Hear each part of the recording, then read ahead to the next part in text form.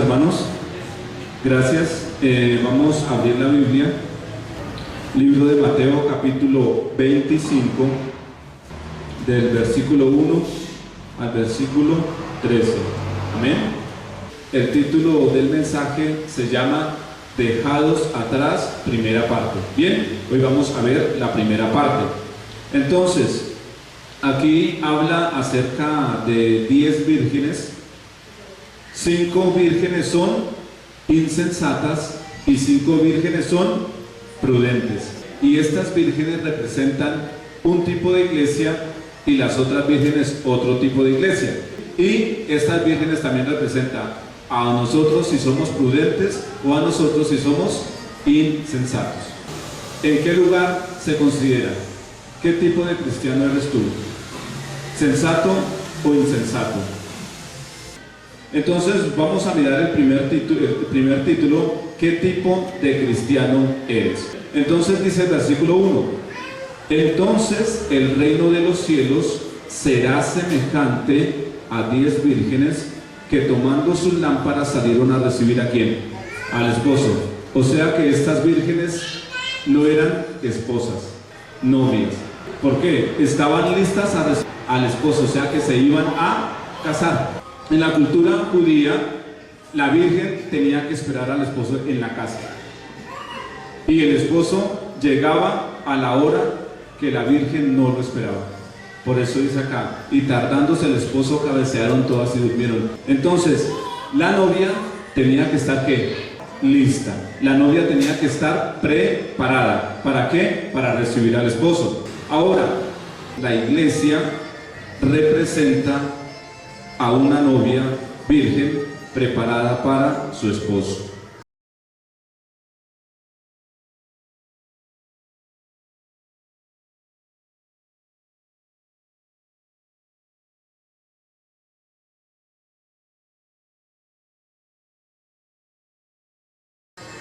O sea, nosotros como iglesia somos una novia virgen y estamos esperando ¿a quién? Al esposo. ¿Y quién es el esposo? Cristo. ¿Y cuándo va a venir el esposo? No sabemos. Tenemos que estar preparados porque no sabemos a qué horas ha de llegar el esposo. Entonces, la novia es la iglesia de Cristo y la novia somos nosotros mismos para Cristo. ¿Amén? Bien, ahora, ¿por qué? ¿Por qué nosotros somos la novia de Cristo? Única y exclusivamente porque Él vino, murió en la cruz del Calvario, derramó su sangre, resucitó y nos redimió. En otras palabras, Cristo compró a la iglesia con su sangre. Cristo me compró a mí con su sangre. Tito capítulo 2, versículo 14. Tito capítulo 2, versículo 14 dice así: quien se dio a sí mismo, ¿por quién? Por nosotros. ¿Para qué? Para redimirnos de toda ¿qué? Iniquidad y purificar para sí ¿qué? Un pueblo propio, celoso de buenas obras. Nosotros como iglesia, como pueblo, ¿somos celosos al hacer buenas obras? Ahí viene la reflexión. Fuimos purificados para ser un pueblo celoso, propio para buenas obras. O sea, que la iglesia de Cristo, la verdadera iglesia, tiene que andar en buenas obras, tiene que vivir en buenas obras. Como nosotros los cristianos debemos de vivir con buenas obras. Amén. Entonces, Cristo nos compró con su sangre. Amén. Nos redimió. Ustedes se acuerdan de Blancanieves mordió una manzana, ¿se acuerdan? Y venía envenenada por una bruja. Cuando la mordió, quedó dormida. ¿Ok? Entonces, ¿cuándo despertó ella? Cuando vino el príncipe y le dio un beso, el verdadero beso. ¿Recuerdan el verdadero? Cuando recibiera un beso del verdadero amor, ella iba a despertar. Podemos tomarla para nosotros. Nosotros como humanos estamos muertos, estamos dormidos por el pecado que Adán y Eva cuando comieron del fruto prohibido. Entonces estábamos muertos en nuestros delitos y pecados, y vino nuestro príncipe. ¿Quién es nuestro príncipe? El Señor Jesucristo, y nos compró, nos redimió. Ese es un mensaje.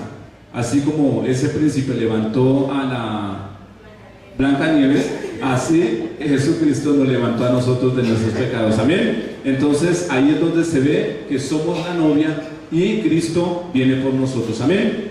Bien, el segundo punto es insensatez. Vamos otra vez al versículo base, Mateo 25. Dice el 2. Son 10 vírgenes, ténganlo muy pendiente.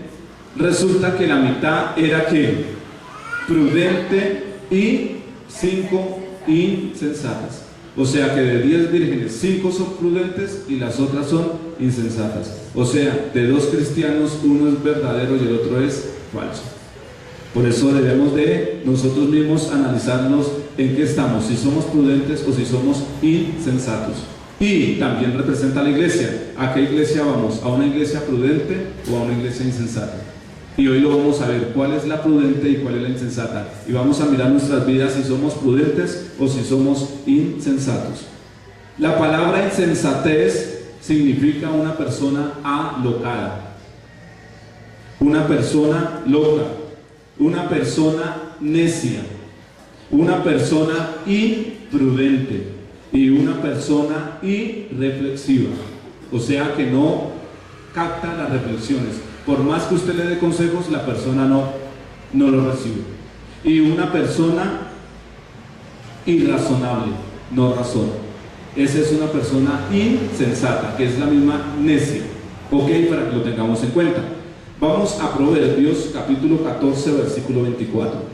Proverbios 14, versículo 24. El sabio, las riquezas de los sabios son su corona. O sea, que si usted es una persona sabia, considérese que tiene una corona. ¿Y cuál es esa corona? La sabiduría. ¿Ok? Y dice, pero la insensatez de los necios es infatuación. ¿Ok? Una persona necia, una persona irrazonable, una persona que no atiende consejo, una persona que hace lo que bien le parece. Esa es una persona insensata. Bien, entonces vamos a 2 de Timoteo 3:1. Dice, estas son, lo que vamos a leer ahorita, son las características de una persona insensata, de un cristiano insensato o de una iglesia insensata. Y mire lo que dice así: también debes saber esto, que en los postreros días, en este momento estamos en los postreros días, en los últimos días, para que lo tengan en cuenta, que en los postreros días vendrán tiempos peligrosos, porque habrá hombres amadores de ¿qué? De sí mismos, ávaros, vanagloriosos, soberbios, blasfemos, desobedientes a los padres, ingratos, impíos, sin afecto natural, implacables, calumniadores, intemperantes, crueles, aborrecedores de lo bueno, traidores, impetuosos, infatuados, amadores de los deleites más que de Dios, que tendrán apariencia de ¿qué? De piedad, pero negarán la eficacia de ella a estos que evitan. Estos son los cristianos, esto es el tipo de personas que se hacen llamar cristianas, pero por dentro son todo esto. Ese es el cristiano que es insensato, y esas son las iglesias que son insensatas. Bien, ahora vamos a mirar qué es la prudencia. Ya entendimos qué es la insensatez, vamos a mirar qué es la prudencia. Prudencia es reflexión, seriedad y madurez. O sea, que cuando una persona, pongamos un ejemplo, cuando tenemos una discusión, ¿quién es el que agranda los problemas? ¿El sabio o el necio? El necio. El sabio escucha las ofensas y pone un escudo. ¿Cuál es el escudo? Ignora. Ese es el escudo del sabio. ¿Por qué? Porque quiere evitar. Pero si la persona es necia con otro necio, ¿qué hace? ¡tum!, de una le pega su toque, como dicen por ahí.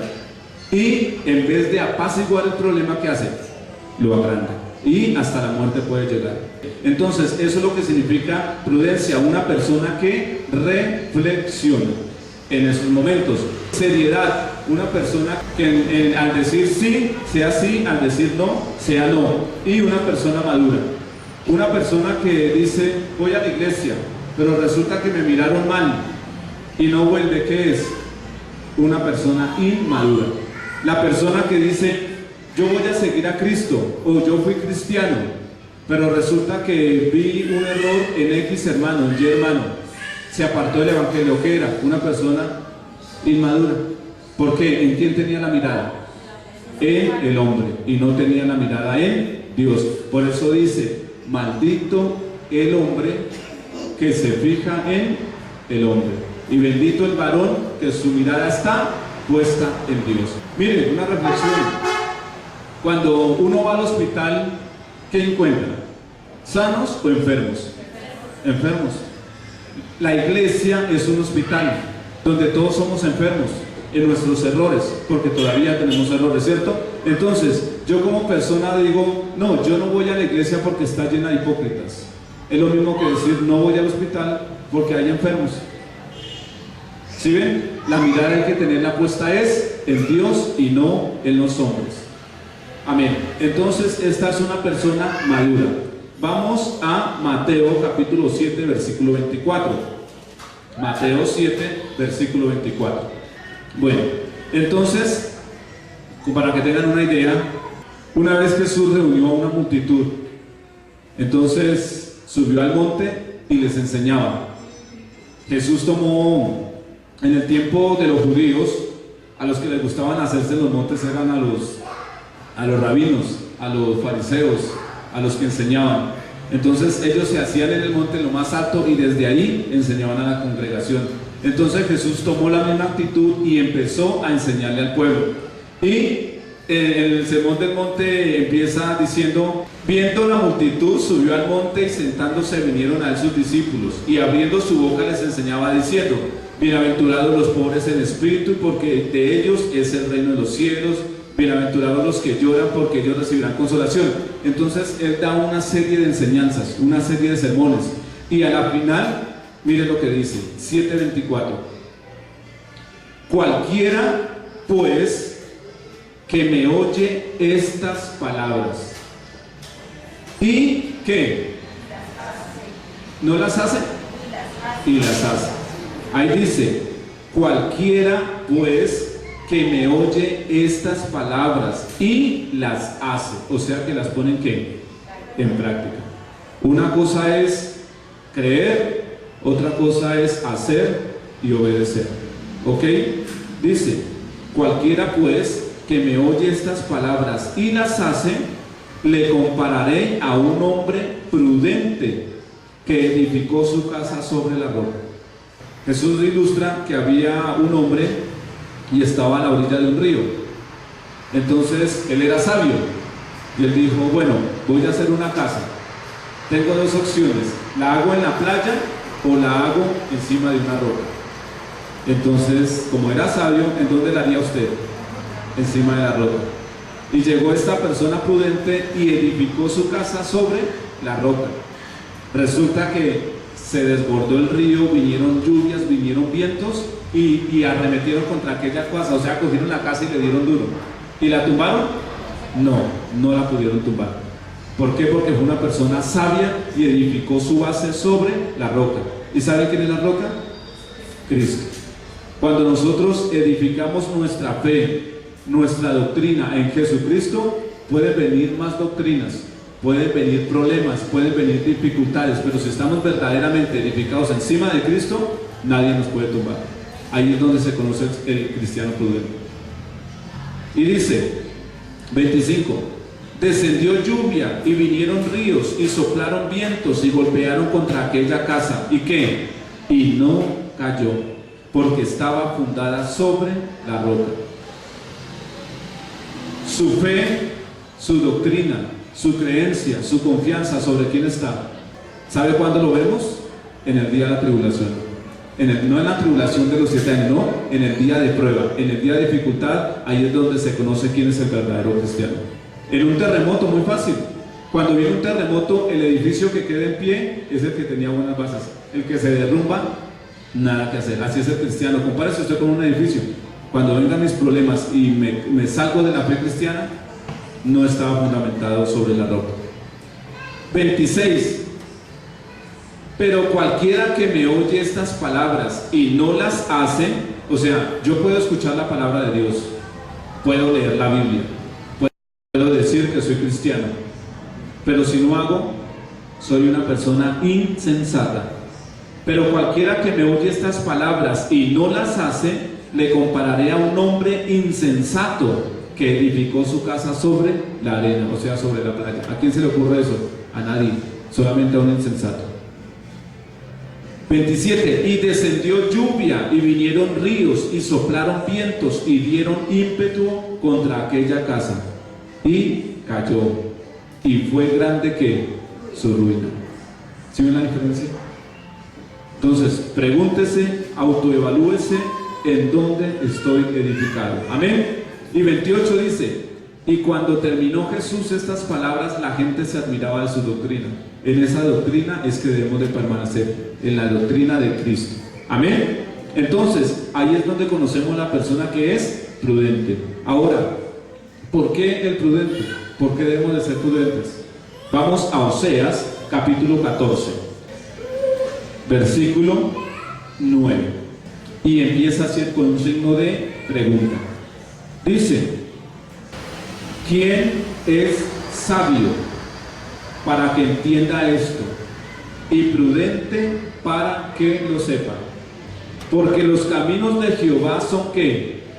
Rectos, y los justos andarán por ellos. ¿Se considera una persona entendida? ¿Se considera una persona prudente? Entonces, ande en los caminos de Jehová, porque ellos son rectos y justos. Si usted anda por esos caminos, usted es una persona prudente. Mas los rebeldes caerán en ellos. Segunda de Timoteo, capítulo 3, versículo 10.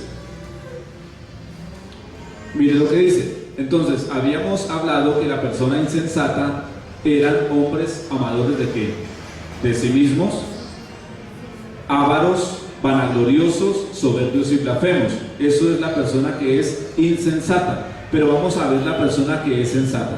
Segunda Timoteo 3:10 dice: pero tú has seguido mi doctrina. O sea que cuando usted o yo seguimos la verdadera doctrina de la Biblia, somos prudentes. Dice: pero tú has seguido mi doctrina, conducta, propósito, fe, longanimidad, amor y paciencia. 11. Tenemos problemas que son las mismas persecuciones, dice, padecimientos como los que sobrevinieron en Antioquía, en Iconio y en Listra, persecuciones que he sufrido, y de todas ellas que me ha librado el Señor. Y también a todos los que quieren vivir como piadosamente en Cristo Jesús, que vivirán felices. ¿Qué van a tener? Padecerán persecución. O sea, que si a usted en su iglesia le enseñaron que ser cristiano va a vivir una vida de confort, le dijeron mentiras. Vaya y dígale que le vuelvan a hablar. ¿Ok? Dice, también todos, el 12, también todos, o sea, cualquier ser humano que quiera seguir el Evangelio, también todos los que quieren vivir piadosamente ¿en quién? En Cristo Jesús, padecerán persecución. Ahí está el problema. Ahí está la prueba. Ahí es donde se ve verdaderamente la persona prudente. Ahora, ¿quieren saber cuáles son los elementos de una persona prudente? Vamos al versículo base otra vez, Mateo 25. Versículo 3. Aquí estamos hablando primero, vamos a hablar primero de las insensatas. Dice: las insensatas, tomando sus lámparas, no tomaron consigo aceite. Vamos a ver cuál es la lámpara, ¿ok? A través de la Biblia. Entonces, ¿para qué sirve la lámpara? para alumbrar en un camino oscuro. Hagan cuenta que estamos de noche, son las 12 de la noche, sin bombillos, estamos en un lugar oscuro. Necesitamos de un bombillo para que nos alumbre. Resulta que la palabra de Dios, la Biblia, es la lámpara. Por eso hay veces no me gusta escuchar a cristianos que alguna persona les hace algún chiste, alguna broma, y le dicen: ay, ¿usted por qué está en lámpara? Y siendo cristianos, sabiendo que la lámpara, ¿cuál es? La palabra de Dios. Muchas veces debemos de mejorar nuestro léxico como cristianos. Entonces, la lámpara es un objeto para alumbrar y la Biblia es la lámpara. Vamos al Salmo 119, 105. Mire lo que dice: lámpara es a mis pies, que tu palabra, la Biblia, y lumbrera a quién, a mi camino. O sea, ¿usted quiere saber por dónde va en esta vida? ¿A dónde tengo que mirar? En la Biblia. Por eso dice: lámpara a mis pies es tu palabra. O sea que es una lámpara que está alumbrando mis pasos. Si mis pasos están mal, es porque la lámpara está apagada. No estoy mirando la Biblia. Este mundo es un cuarto oscuro, ¿sí lo sabían? Estamos en una pieza totalmente oscura. Estamos en medio de la selva a las 12 de la noche. No sabemos por dónde vamos. Miren, si no es por la Biblia, nosotros no tendríamos un destino. Si no es por la Biblia, no tendríamos una brújula. ¿Saben para qué sirve la brújula? Para saber en dónde queda el norte, a dónde queda el sur, el oriente y el occidente. Y nosotros debemos ir hacia el norte. Pero sin la Biblia, podemos estar yendo al sur cuando tenemos que ir al norte. Podemos estar yendo al occidente cuando tenemos que estar yendo al norte. Por eso la palabra de Dios es la que nos guía y nos dice a dónde debemos ir. Segunda de Pedro 1:19. Segunda de Pedro, capítulo 1, versículo 19. Dice así: tenemos también la palabra profética más segura, a la cual hacéis bien en estar atentos. ¿Saben qué es una persona atenta? Una persona lista, que está preparada para lo que venga. Esa es una persona atenta.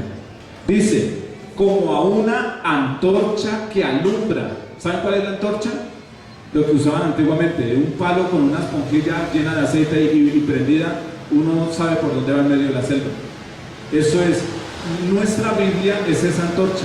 Estamos en un lugar oscuro que es el mundo, y esa antorcha es la que nos alumbra. Dice: atentos como a una antorcha que alumbra en lugar oscuro, hasta que el día que aclarezca y el lucero de la mañana salga en vuestros corazones. El Señor Jesucristo. O sea que esta Biblia, o la Biblia que su merced tiene, que ustedes tienen, es la lámpara que los va a guiar sobre este mundo oscuro. ¿Hasta cuándo? Hasta que venga el arrebatamiento de la iglesia. Después de que venga el arrebatamiento de la iglesia, quiere decir que ya estamos de día, no necesitamos. En el cielo no vamos a necesitar la palabra de Dios, porque ¿en dónde va a quedar implantada? En nuestro corazón. Y allí no habrá pecado ni habrá maldad. Bien, entonces, la lámpara que tenían estas vírgenes representa la Biblia. Ahora vamos a mirar el aceite. Al versículo base otra vez. Versículo 3. Las insensatas, tomando sus lámparas, no tomaron consigo aceite. Ahora pongámonos a pensar un ratico. O sea que las 10 vírgenes tenían la palabra de Dios. Tanto las insensatas como las prudentes tenían la palabra de Dios. Pero, ¿en dónde está la diferencia entre la insensata y la prudente? Que las prudentes en sus lámparas que tenían aceite, y las insensatas no tenían aceite. Resulta que el aceite, en la cultura hebrea, el aceite servía para 3 cosas. Una, era el combustible para alumbrar en aquella época, el aceite. Y el aceite servía también como aromatizante. Y el aceite también servía para ungir a las personas. Cuando una persona quedaba ungida, el Espíritu Santo venía y estaba con esa persona. ¿Recuerdan cuando Samuel ungió a David? Que vino el Espíritu Santo y posó sobre David. Cuando Moisés ungió a Aarón, vino el Espíritu Santo y posó sobre Aarón. Entonces, el aceite significa el Espíritu Santo. O sea, que estas 10 vírgenes, 5 tenían la palabra de Dios, tenían la Biblia. Las otras 5 también tenían la palabra de Dios, la Biblia. El problema es que en las sensatas el Espíritu Santo estaba sobre ellas, y en las insensatas el Espíritu Santo no estaba. Eso es lo que representa el aceite. Vamos a mirarlo bíblicamente. Lucas 4:18. Para que miren bíblicamente que el aceite representa a el Espíritu de Dios. Y miren lo que dice. Aquí es Jesucristo, está hablando cuando llegó a una sinagoga. Y dice, y se le dio el libro del profeta Isaías, y habiendo abierto el libro, halló el lugar donde está escrito: el Espíritu del Señor está sobre mí, o sea, el Espíritu Santo, por lo cuanto me ha ungido para dar buenas nuevas ¿a quién? A los pobres. Me ha enviado a sanar a los quebrantados de corazón, a pregonar libertad a los cautivos y vista a los ciegos, a poner en libertad a los oprimidos, a predicar el año agradable del Señor. Entonces, el aceite significa el Espíritu Santo. Vamos a Gálatas capítulo 5, versículo 22. Entonces, voy a hablar acerca de las personas que no tienen el Espíritu Santo y de las que tienen el Espíritu Santo. Y mírenlo como empieza el versículo 19. Y manifiestas son las obras de la carne, que son adulterio, fornicación, inmundicia, laxivia, idolatría, hechicerías, enemistades, pleito, celos, iras, contiendas, disensiones, herejías, envidia, homicidios, borracheras, orgías y cosas semejantes a estas, acerca de los cuales os amonesto, que ya os lo he dicho antes, que los que practican tales cosas que no heredarán el reino de los cielos. Esas personas son, la persona que tenga estas características es una persona que no tiene al Espíritu Santo. El 22, más el fruto del Espíritu, ahí está, las obras de los que tenemos a Cristo en el corazón, dice, más el fruto del Espíritu, ¿qué es? Amor. ¿Amor hacia quién? Hacia Dios, y amor hacia el prójimo. Ese es el primer mandamiento: amarás al Señor tu Dios. Y el segundo, ¿cuál es? Amarás a tu prójimo como a ti mismo. Ese es el primer fruto de una persona que tiene el Espíritu Santo, el amor. Gozo. ¿Gozo en dónde? Cuando tenga problemas y dificultades. Paz en los problemas. Paciencia en las pruebas. Benignidad, bondad, fe para todo momento. Mansedumbre, una persona mansa, una persona de templanza. Contra tales cosas no hay ley. Eso era lo que tenían las prudentes, al Espíritu Santo. Vamos a mirar quién es la vasija. Vamos otra vez al versículo base. Entonces, el versículo 3 dice: las insensatas, tomando sus lámparas, o sea, la palabra de Dios, no tomaron consigo ¿qué? Al Espíritu Santo. Lo estoy ya hablando de lo que les he enseñado. Las insensatas, el cristiano insensato, el cristiano falso, la iglesia falsa, tienen la palabra de Dios, pero no tienen aceite, no tienen al Espíritu Santo. 4. Mas las prudentes, o sea, el cristiano verdadero, la iglesia verdadera, tomaron aceite en sus vasijas. ¿Y saben cuál es la vasija? ¿A quién representa la vasija? A nosotros. Isaías 64:8. Isaías capítulo 64, versículo 8. Mire lo que dice: ahora pues, Jehová, tú eres nuestro Padre y nosotros barro, y tú el que nos formaste, así que obra de tus manos somos todos nosotros. ¿Sí ven? Bíblicamente, nosotros somos ¿qué? Esas vasijas hechas ¿por quién? Por Dios, nuestro Creador. Romanos 9:20. Mira lo que dice: mas antes, oh hombre, ¿quién eres tú para que alterques con Dios? Aquí le habla a personas que cuando tienen un problema, una dificultad o algo grave les pasa, ¿saben qué empiezan a decir? Oh Dios, ¿por qué me hiciste esto? Dios, ¿por qué si tú eres tan bueno, por qué me haces esto? Y mire lo que dice Romanos: Mas antes, oh hombre o oh ser humano, quien quiera que eres tú para que alterques con Dios, dirá el vaso de barro al que lo formó: ¿por qué me has hecho así? Nosotros somos la vasija en las manos de Dios. Ahora está más claro, otra vez al versículo base. Entonces, mas las prudentes, o sea, el cristiano verdadero, tomó aceite al Espíritu Santo en su cuerpo. El Espíritu Santo mora dentro de esa persona. ¿Sí una diferencia? Juntamente con sus lámparas. Primera de Corintios 6:12. Todas las cosas me son lícitas. Ahí le está hablando a un cristiano.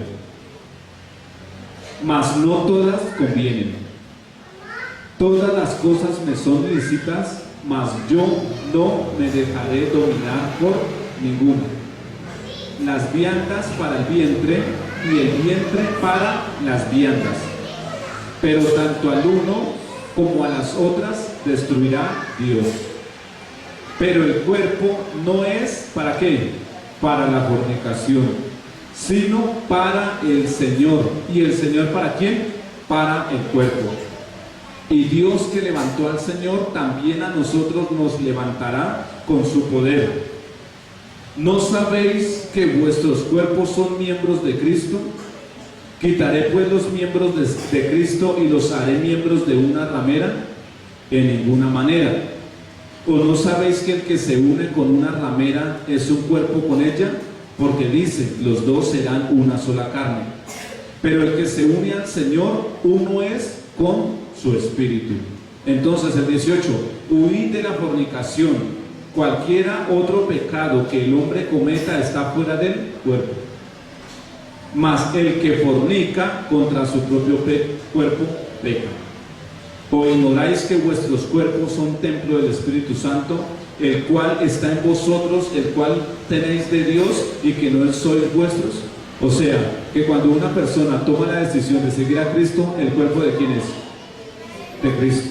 Ya no puede cometer pecados tan grandes. ¿Por qué? Porque es una persona de Cristo. Y si la persona es de Cristo y comete pecado, ¿qué hace el Señor? Ahí que dice que lo va a destruir. Entonces debemos de tener cuidado, ¿ok? Entonces, terminando ya, mas las prudentes, el cristiano verdadero tomó al Espíritu Santo en su cuerpo juntamente con sus lámparas. Y cuando el esposo venga, ¿a quién se va a llevar? ¿A las insensatas o a las prudentes? A las prudentes. Debemos de estar ¿qué? Convencidos, pero convencidos a través de la palabra. Porque yo puedo decir, no, si el Señor Jesucristo viene, yo me voy. Yo lo puedo decir. Pero si no estoy viviendo de acuerdo a como está aquí en la palabra, voy a tener una sorpresa. Esta es la primera parte, dejados atrás, primera parte. El otro domingo vemos la segunda parte. Dios les bendiga, vamos a ponernos en pie.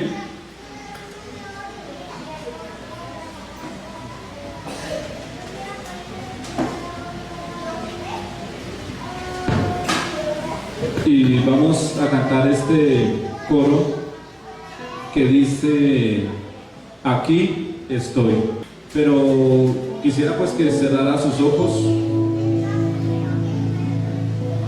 y meditar a través de la palabra de Dios si soy un cristiano que verdaderamente en mi vasija, en mi cuerpo, tengo al Espíritu Santo. Reflexione en sí mismo y diga: Señor, mis obras, mi vida es de acuerdo a lo que ordena tu palabra. Y si es de acuerdo, soy un cristiano prudente. Si estoy viviendo en contra de lo que la Biblia dice, soy un cristiano insensato. Amén.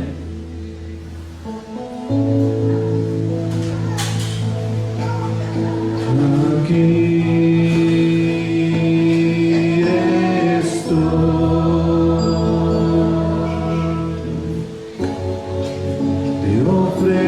todo lo que soy,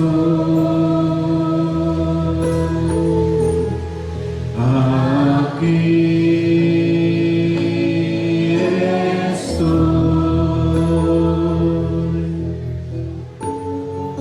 un sacrificio quiero. ser.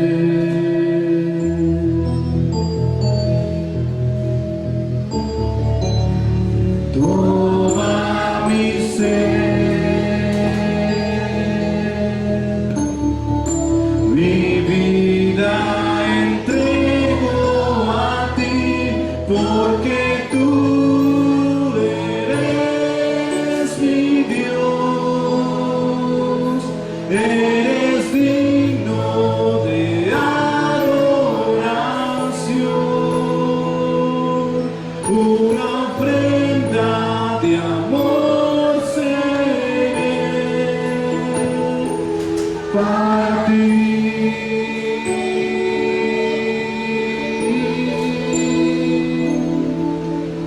¿Se acuerdan de la ofrenda que Caín y Abel ofrecieron a Dios?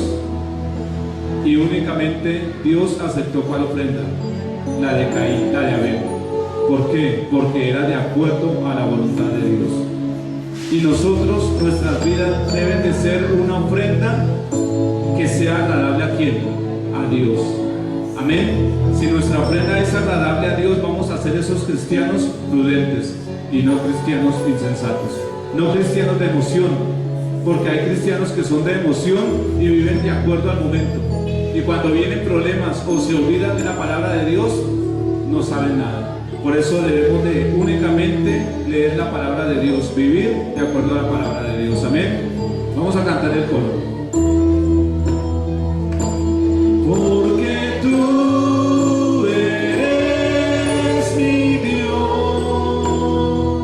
eres digno de adoración, una ofrenda de amor seré para ti.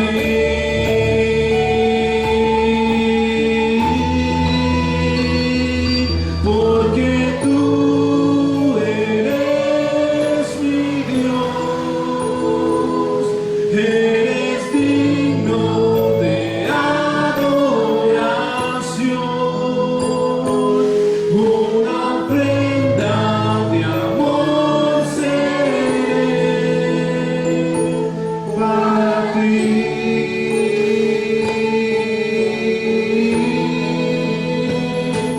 Para ti.